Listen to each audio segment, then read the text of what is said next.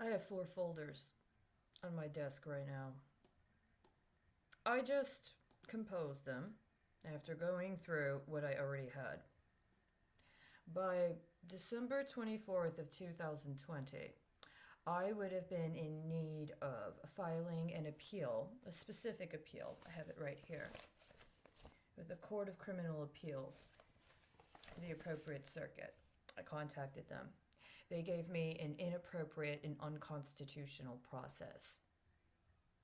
I had already composed this well in advance, but I understood there was a particular time frame, and after I composed it, I didn't even write it up into an actual electronic document so that it could be printed out and then delivered to where it needed to be delivered, or as it was actually required to be constitutionally legitimate, to be sent through certified mail to the Court of Appeals, and or submitted through an electronic filing process that I should have been able to acquire access to very easily after going through the appropriate process. I did not have the capacity to send in the formal appeal before the deadline because I was intentionally obstructed in an effort to try to compel me to agree to cooperate with illegal activity. I didn't cooperate. I've maintained what I needed to do. I still have the appeal, it's right here.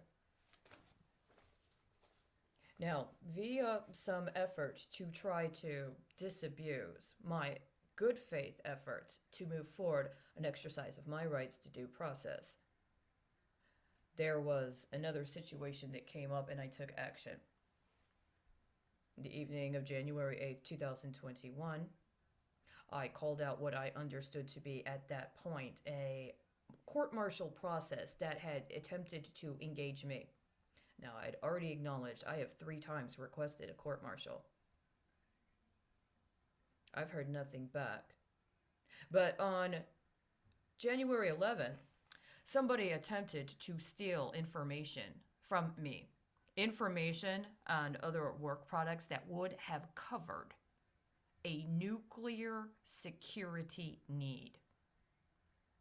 This was the second year in a row that somebody intentionally obstructed my efforts to provide what would have been sufficient coverage to obligations associated with nuclear safety in the United States of America. This was the 3rd time that I understand someone had intentionally obstructed my efforts in order to engage strategically coordinated nuclear defaults, hoping it could be used as leverage to cover up for their crimes, including crimes they committed while they were allegedly in public office.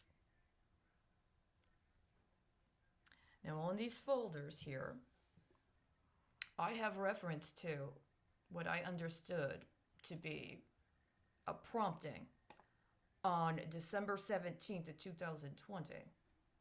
I was reviewing a case, but in the course of reviewing a case, my understanding is that there was another case that was more suitable to my case and my charges, rather than somebody else attempting to disabuse me for their own aims. They never declared who they were. They never showed their flag, so to speak. So I took the actions I needed to take. That's one of the folders.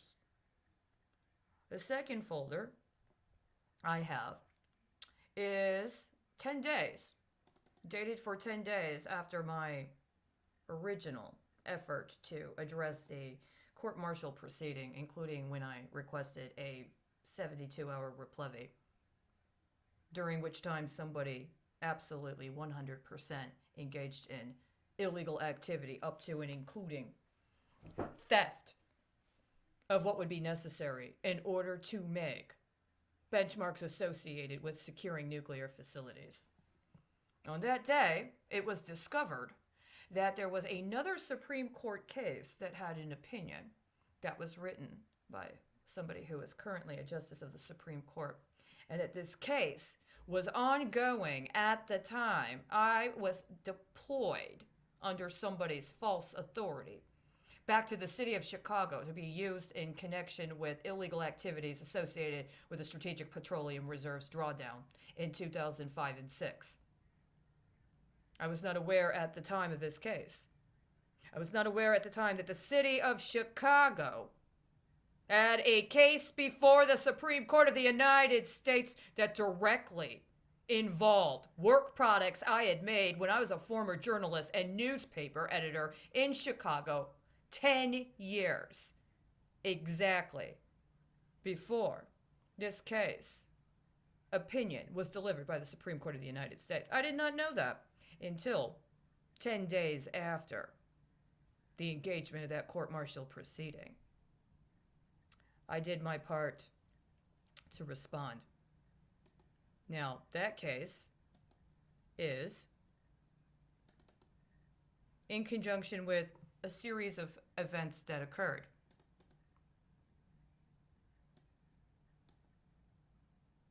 It's another example of a case that, by the way, did not speak specifically to the matter at hand.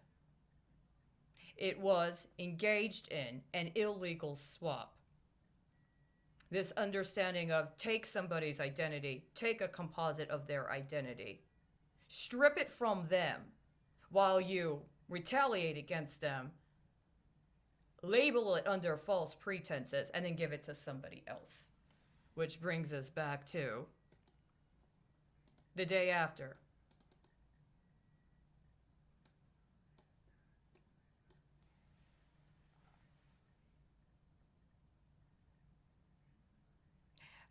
You were not the one who called for the court-martial.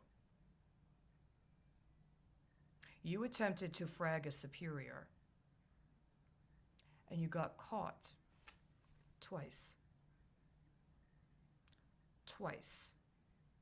Because before you used to be able to try to get away with derivating it into car insurance and towage, it was called trafficking.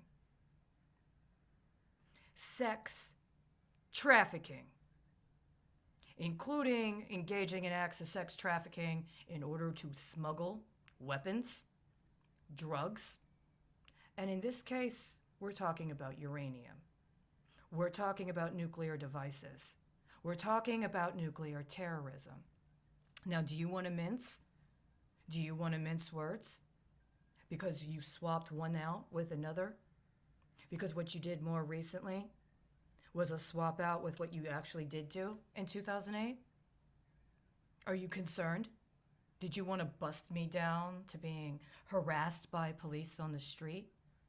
Well, honey, that was the terrorism. That is exactly how these organized crime syndicates and these narco cartels have been able to infiltrate the government and get us in a situation where we have been degraded and downgraded while they leverage using our lives as political risk insurance to cover up for their organized criminal activity. I didn't make a mistake. You did a swap and it didn't work. Because now I got both cases. You understand? Not Yenny. Do you understand? Because I need for you to respond, demonstrating you understand the charges before you continue on this course where you think you're going to call it a game and then get implicated in more bond fraud. And this bond fraud does directly impact the morale and the loyalty of the United States military. Do you know what that makes it? Not a civil case and not fit to go before any magistrate judge.